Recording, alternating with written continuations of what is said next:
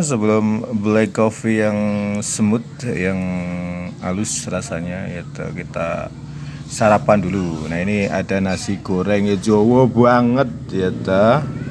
Ini adalah nasi goreng kreasi sendiri ya ta. Jadi ingat yang kemarin yang mbak-mbak itu yang katanya kalau punya sayur ngiler ya ta, nasinya masih ada mending digoreng. Ini nasi goreng Jawa banget yang sangat bedok.